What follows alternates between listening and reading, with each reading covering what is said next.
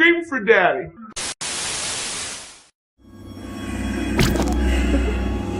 What am I gonna do with you? Everything.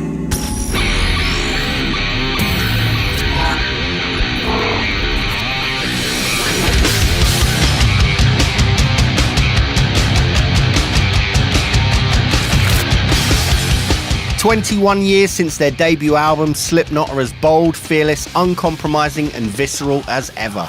It's not my fault that a lot of simple minds can't understand us. With over 30 million sales, countless streams, and awards to their name, and a legion of devoted fans, they remain one of the biggest bands of any genre on the planet. We walk out on stage and it's just rammed. We still look at each other and go, what is happening?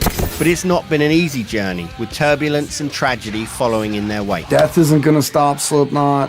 Original members not being around isn't gonna stop SlipKnoT. Their phenomenal success dictates that you will normally only see them perform on arena or festival stages in front of tens of thousands of people. But today's different. Today, the iconic 9-piece are here at the historic Maida Vale Studios with no stage, playing in front of just a few dedicated fans for BBC Radio 1. Trust me, you will never have seen them like this before.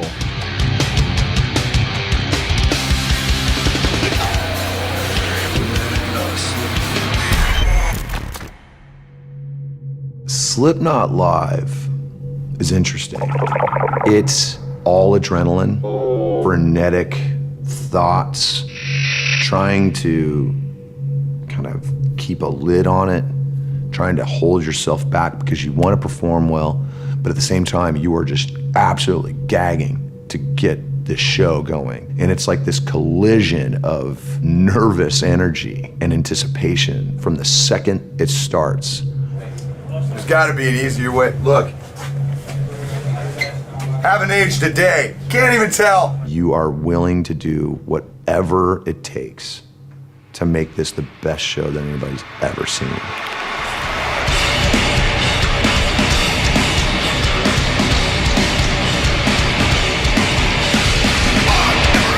SlipKnoT live is like nothing else. 9 guys on stage, playing aggressive music. There's not one single moment on that stage that's wasted for them. And I think there's very few bands that 20 years in their career still have that intensity. A total explosion of your senses. They literally just grab you by the throat, shake you around, throw you to the floor, stamp on you a little bit, pick you back up, headbutt you, and that's what a SlipKnoT gig is like. It's never slowed down. They've just been one of those bands that have been incredibly impactful on anybody who's come in contact with them. Then you see 70,000 people jumping to this thing that came out of your head. That's one of the greatest feelings ever. There's an adrenaline rush to that, aside from just playing on stage, that, you know, you become a junkie for it. We compare it to jumping out of an airplane, with or without a parachute, and you don't know if it's gonna open or not.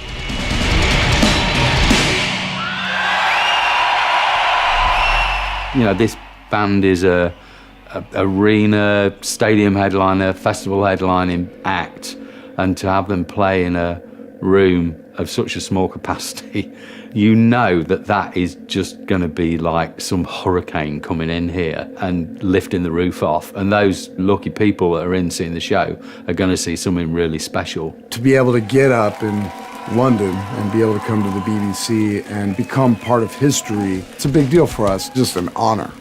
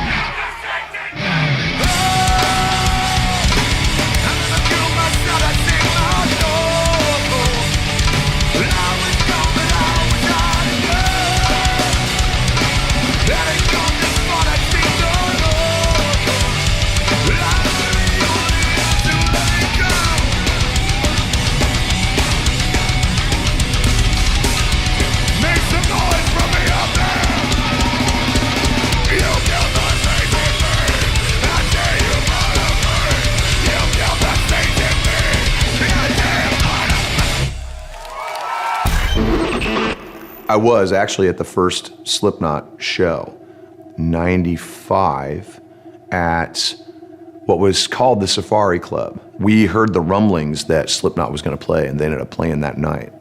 They walked through the audience. They came through us. They didn't come from the backstage. They walked through us and were like pushing us out of the way. All I can tell you, it was the most cacophonous noise I'd ever enjoyed in my life. It was theatrical, it was engaging, it was antagonistic. The fuel for everything that we would eventually kind of jump into headlong was right there. And I remember saying to myself, I'm going to be the singer in this band. A year and a half later, I was. Having worked with the band for over 20 years, it's the same band. Better performers and they're better players because they've been doing it so long, they've honed their craft. But it's that same intensity that they have in their heart that they just can't wait to give out to everybody else. To be honest with you, I don't think I could describe a live show. I mean, we're obviously very active on stage. It's like a 90, 95 minute cardio workout. It's kind of a blur, you know, for me. I was with SlipKnoT in 1998 when they got signed to Roadrunner Records. It was Ozfest in Camden, New Jersey. And I was in the audience waiting for the band to go on. It's before the record was out, before people really knew who SlipKnoT was. There were thousands of people running over the hill to get to the second stage. There was blood, there was violence. They were just so captured in the moment that they just can't control themselves. There's all these extreme moments. The injuries have stacked up to a point where it's like, be careful. It's the things that are starting to happen because of the longevity of the band. It used to be these sort of things like bones and things like that. Now it's the responsibility of making the decisions I made. I have the worst tendonitis and carpal tunnel from hitting a keg with a pipe. It's called shock. When you use metal on metal, and the point of this, the vibration has to go somewhere. So it goes at the bottom of the keg and it goes up my arm. A normal person would just quit using the pipe. But I can't get the sound out any other way. It's part of the recipe. There's no sense stopping now. So I gotta walk out on stage and literally be like, dude, you're going way too fast. You need to bring it down.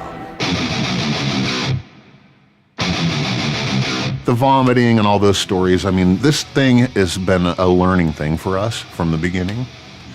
The reason the vomiting was happening is because, you know, we're playing Ozfest. It's 99 degrees out. We're wearing masks and coveralls. We're making $20 a day per diem, no salary. We're not getting paid to be there, you know. We all quit our jobs. We're all stuck on this bus. So you eat when you get a chance. And then you pack your belly full of food and you're on stage doing all this and it's like, oh God, I ate too much. You know, we had to learn to, okay, dumbass, don't eat, you know, 4 hours before you play. Try to get some energy, some food in, like, you know, like.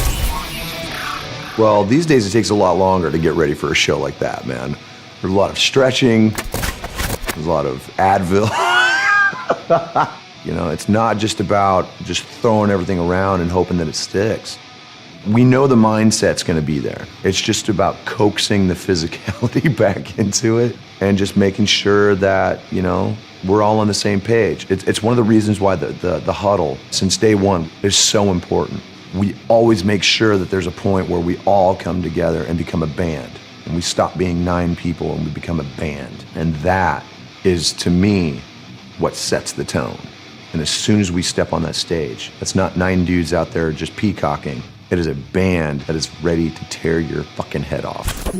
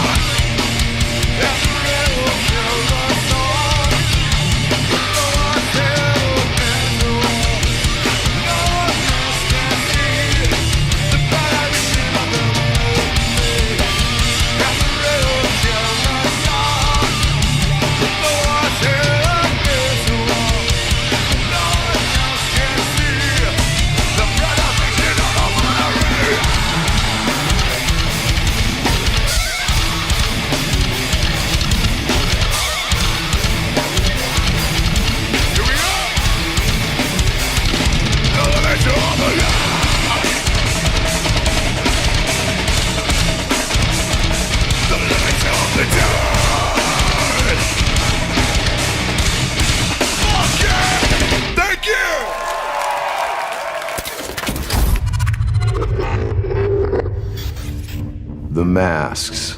God, what can I say that hasn't already been said, to be honest? The masks have changed definition-wise for me over the years. When I first joined the band, it was an amazing way to kind of tap into that antagonism. Dare I say it, that theatricality. We were still trying to kind of figure out what we were, you know? And as we wrote, as we really started to kind of fill in the blanks as far as like the music goes, the masks took on a whole different meaning for us.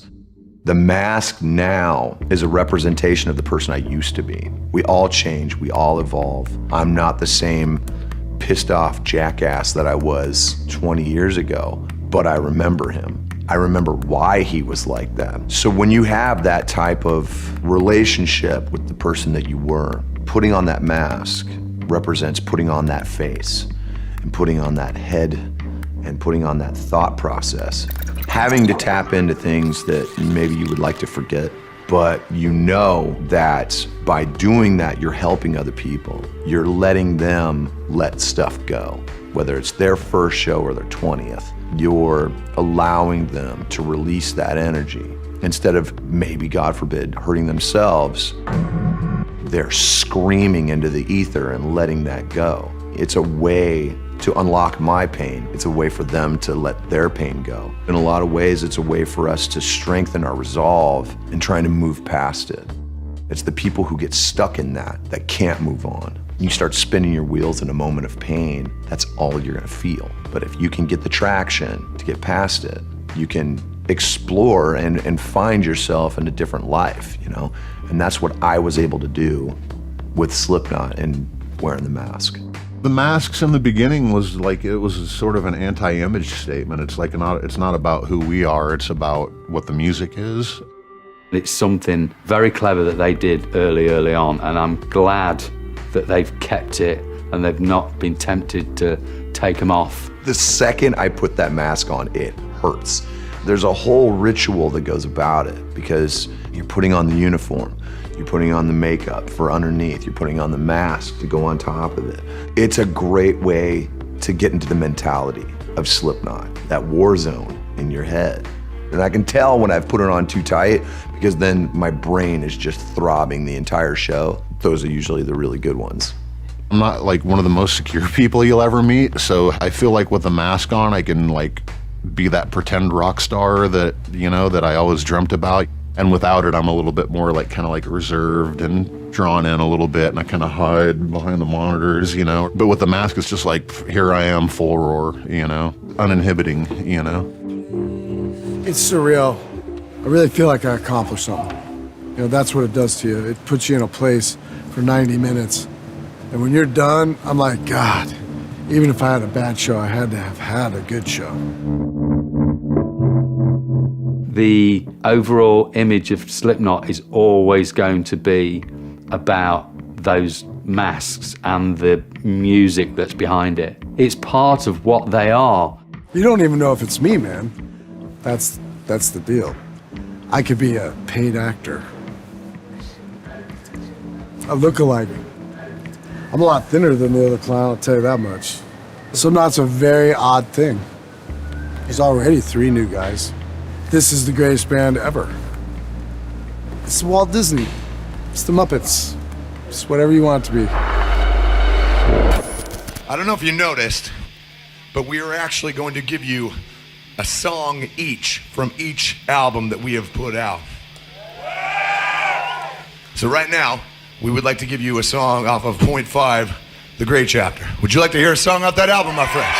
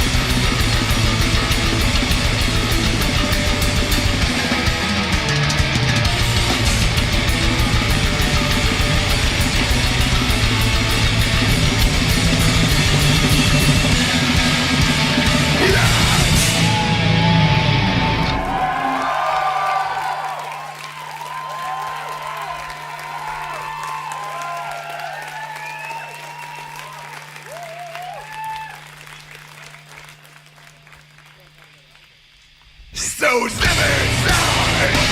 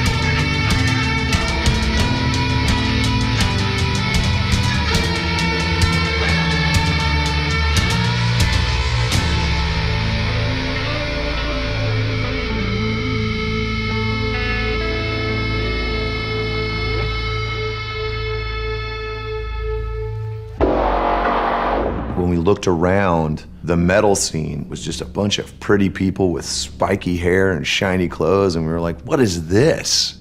Our whole mentality was, okay, you want cheekbones, you want pretty people, here's a mask. You want the latest fashion, here's my coveralls. You want my name? Screw you, here's my number. Here's my barcode. For what music was at the time was a commodity. It was us basically telling the entire world, screw you. We're bringing it back to what it was and what it should have been. We've always really tried to go visually for something different, something like an evolution. There's a very unique marriage of thought and art that really makes it stand apart from everything.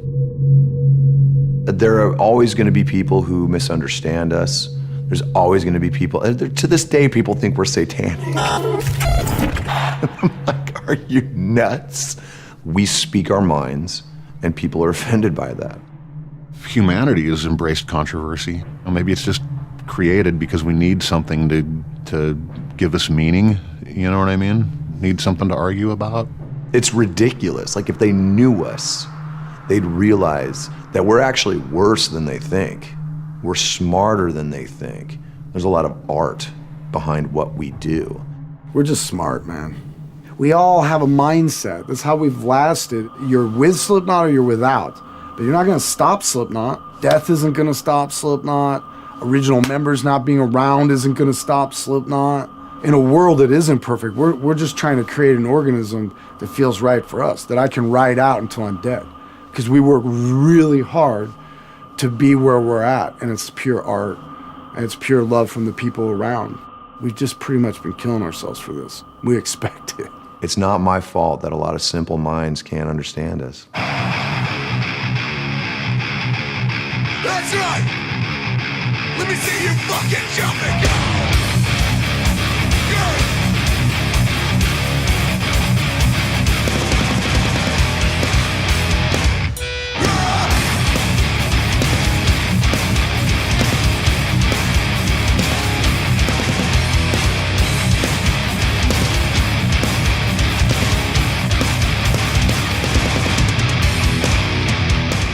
Who are the maggots and why are they called? I mean, at this point, it's anybody, you know? I mean, you used to be able to recognize them a lot easier. It's anybody who is looking for a voice and maybe feels like they don't have it. It's anybody who just really digs the music and needs that release. You know, I've had, you know, kids who've come up in the standard J11, you know, wardrobe for a metal fan, and then I've had dudes come straight from work, suit and tie. Yeah, as soon as the music starts, they're taking their tie off and their jacket, and they're like, you know, they're letting loose. And to me, that's the appeal.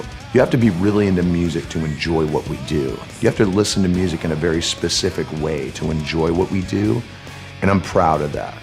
Playing these big festivals and looking out into the crowd, It just looks like this. You know what I mean, out there? And that's kind of what maggots on a decaying corpse, roadkill or whatever looks like. If you want to trip out on all the weird things in life, you know, there's even an organism that will eat dead things. It'll get rid of it, just. So the maggots, I've always believed, are ourselves. Maggots evolve, they turn into flies. I think ours turn into butterflies, though. I try to design a band around the 50% of people that want to be around us, the 50% of the people that love what we do, that understands, cares, has empathy for the human condition, needs heavy, aggressive music for temperature and emotion, people who are questioning their social and cultural awareness. It's people that are 60, it's people that are 10. It's every genre, every ethnicity, every income level, it's everybody, because everybody can relate to pain. Everybody can relate to anguish. Everybody can relate to not fitting in. That's where SlipKnoT fills that void. It's a boiling point that if it's not reckoned with, it can scar, and it can make a big difference in your life. It's healing, it's medicine.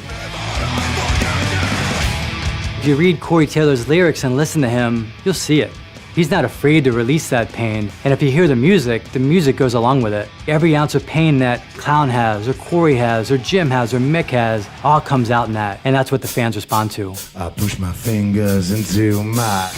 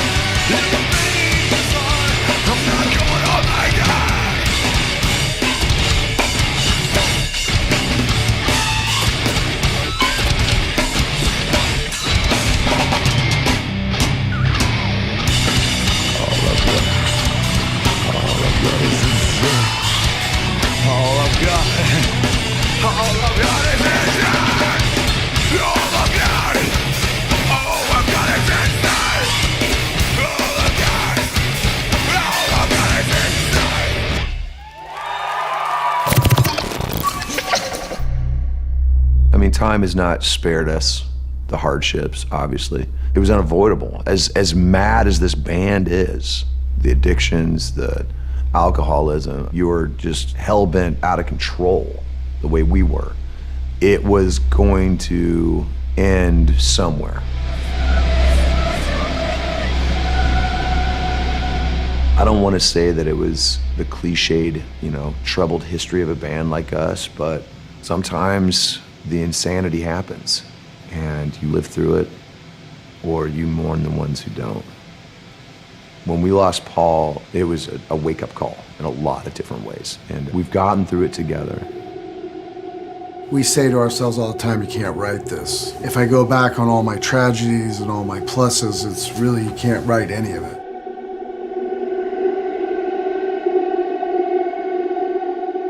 I wouldn't say that these things have informed pain in the writing. It's informed catharsis. It's helped us move on. Obviously, coming from the Midwest, we were raised by a generation that stuffed feelings down and we didn't deal with things. As time's gone on, we've realized that's a great way to kind of lose your mind. I think my focus came as my children were being born, It became important for me to really get it together. Once I had that focus, that anchor to my life, that was all that mattered, I've been able to enjoy this band from day one because of Corey Taylor's lyrics, so I take him very serious, and the trust that he has to us and the organization to record. He doesn't have to do that. He doesn't have to pull in all that emotion and give it. So I take it very seriously. Corey's amazing at metaphoric lyricism and, melody and anybody can take anything. Even if he's talking about something that's specific to his life, he can do it so metaphorically that anybody can relate to it. And that's a special gift, that's a talent. Our recording process, I can't speak for everyone, but for me, it's very euphoric.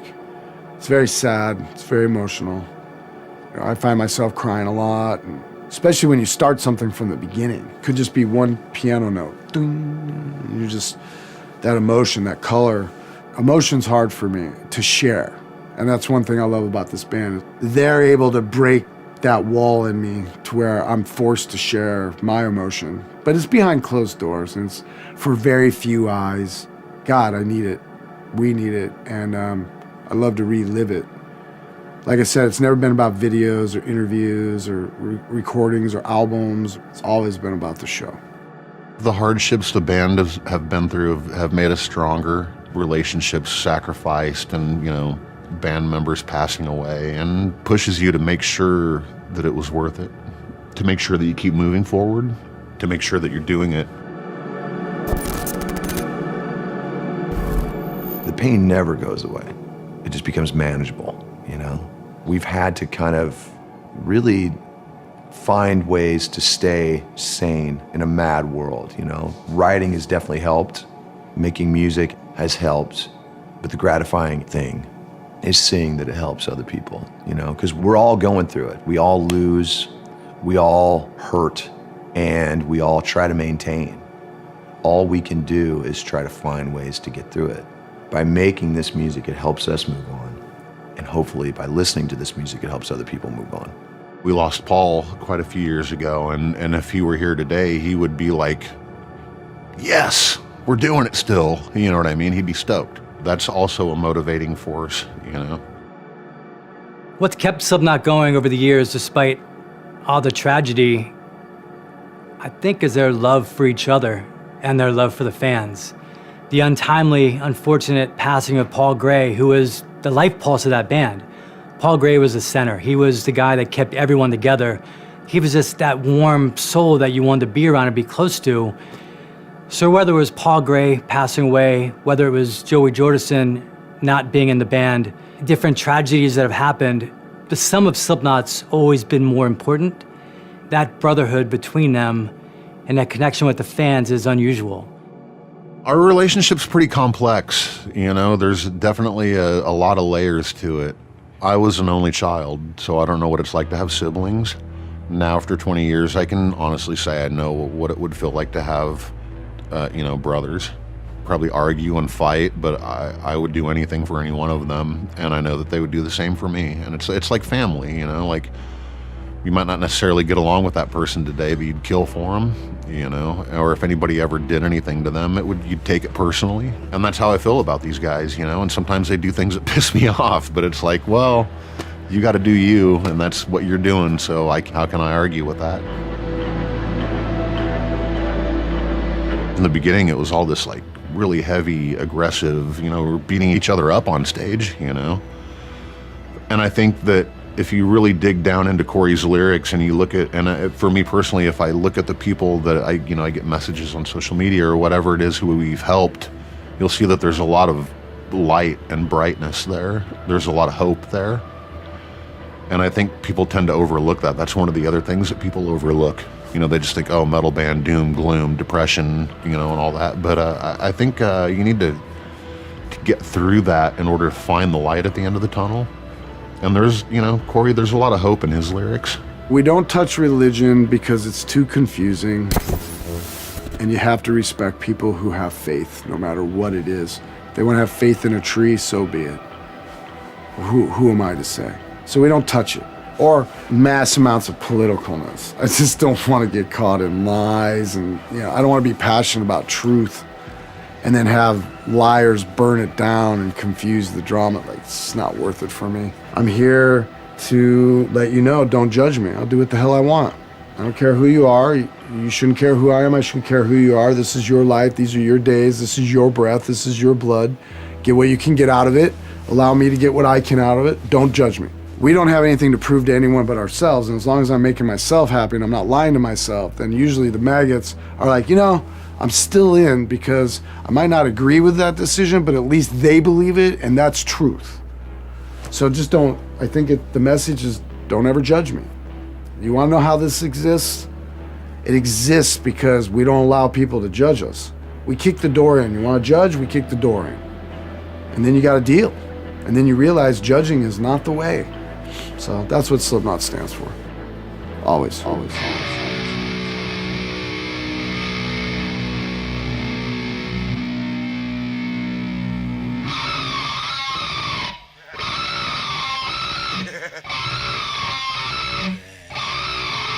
Fuck you.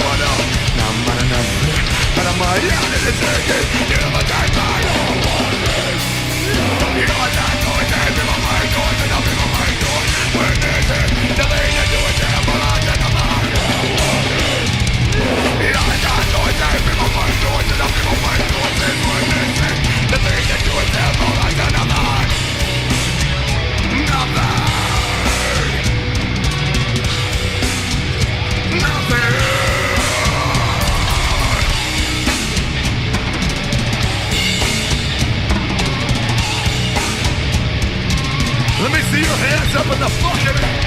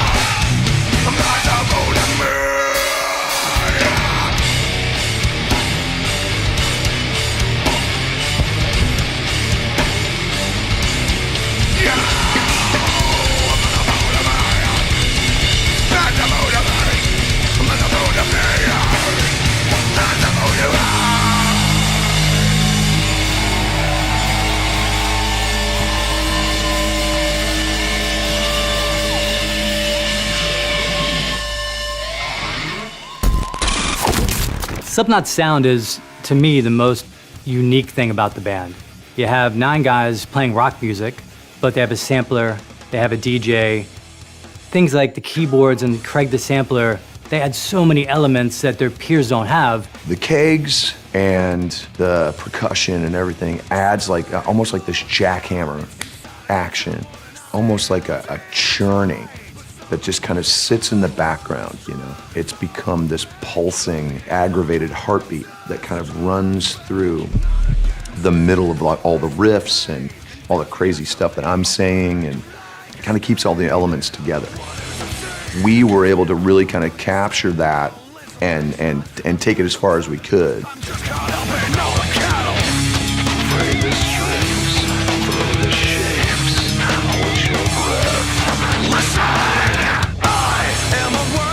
It'll start with one of us usually with an arrangement, and then it'll just evolve from there until everybody can get to the point where it makes sense. Sometimes Jay and I will do jams in studios, clown drum cadences where you can get like guitar ideas and more rhythmic sounding stuff to layer. Sid or maybe even Craig, they add something to it. It's just like, whoa, that just took it to a whole nother level.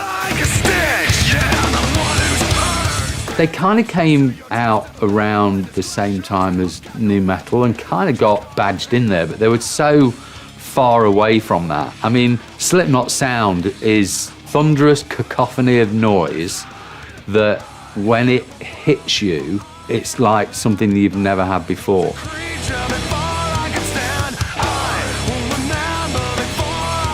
They created a fan base that spreads way beyond any genre of music, any style of music, any one record, any one song. It's about a lifestyle and it's about a culture. It's just crazy to me as a manager to see the magnitude of that all around the world. Whether I go to Japan or Mexico City or Lima, Peru, or Taiwan, that culture's there. In a lot of ways, we're bigger than we've ever been. It's got us in this weird state of like, what is happening? You know, especially in the state of the way music is now. Nobody really sounds like us, especially nobody massive. I don't know if that has anything to do with it or the fact that we've gotten better or what, but our fan base has cemented itself and grown. We walk out on stage and it's just rammed. I mean, it is absolutely jammed packed full of people. We still look at each other and go, what is happening, you know? So yeah, I mean, we're completely blown away by it. The appeal of our band, I couldn't begin to tell you. The combination of the players, if it's dumb luck, if it's the amount of work we put in over the past 20 years, you know, it's important to evolve and not repeat yourself. Keep the evolution going. SlipKnot's appeal is now a mass appeal. What started off as a really small, aggressive musical style that I think a lot of people didn't understand is now something that's globally understood by people that aren't metal fans. Appeal just spreads because it's more than the music. It is a lifestyle. I know it's been a minute, but are you happy to have SlipKnot back in your fucking beautiful city, goddamn? They've always had ambition. And when I first met with Clown, he was like, I'm gonna be the biggest band in the world with the least amount of compromise. I'm gonna build a drum kit that goes 15 feet in the air and flips upside down. To me, that was crazy at that time, but an hour into the meeting with him, talking like that, in my mind, I was like, they're gonna do it. They're gonna be that band that is heavy and aggressive and uncompromising, but appeal to everybody. A lot of that was Clown's vision or the band's vision from early on. They always knew what they wanted to do. And quickly after that, they're on the cover of NME. They played on K-Rock Radio, which is the big alternative radio station in Los Angeles. So that appeal just went immediately from being underground, aggressive culture that no one understood to being this mass culture that all of a sudden is accepted by all these other groups of people. We were looked down upon from day one because we were a metal band. Like, not only a metal band, but, I mean, do the math, dude. Metal band with 9 members in masks and coveralls who didn't tell people our names. All we did was just go out and shred. We were faster than every band that was really out at the time. We smelled horrible. There was no real appealing element to us, and yet we captured the imagination of an entire generation. The disdain came very quickly, you know, not only from our peers, who have then kind of come around, but from the industry in general.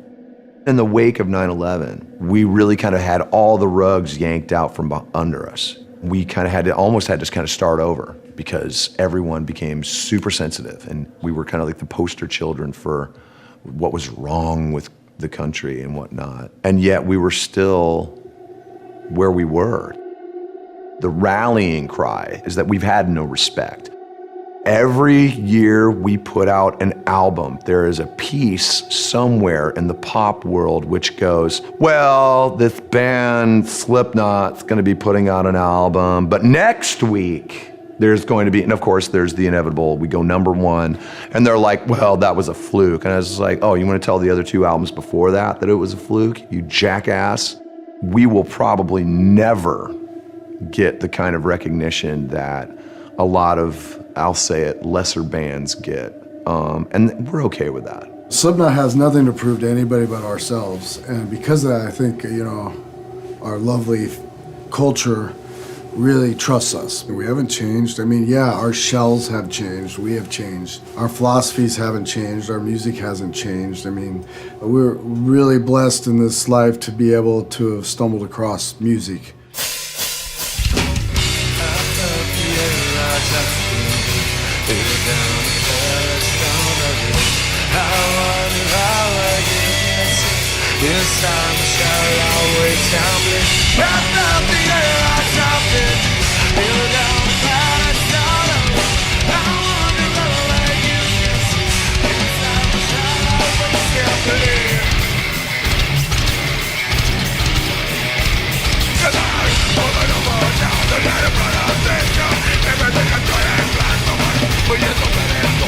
But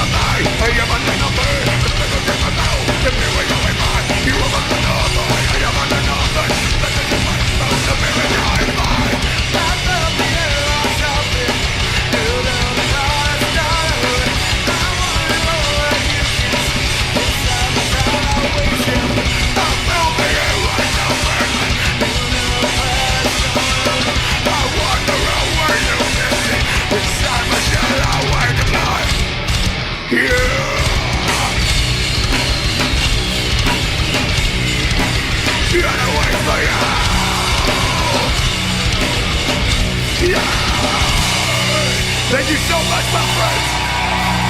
We love you. Thank you so much for coming out. Take it easy. Good night.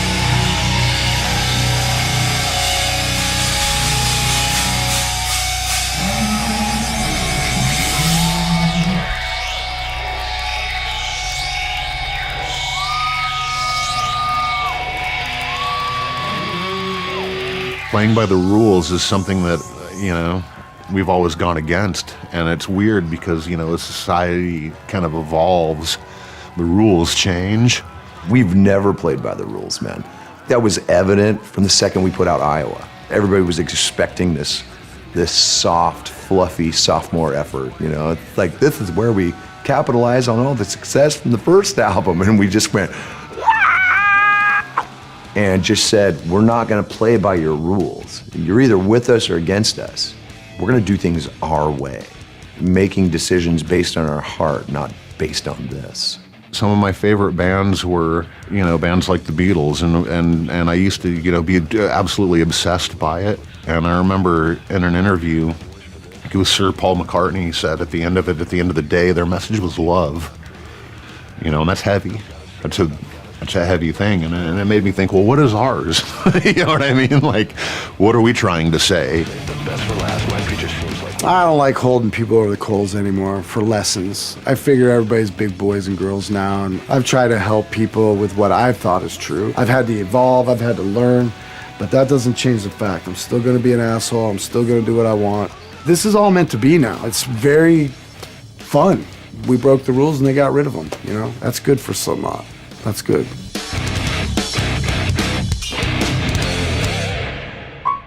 People equal shit.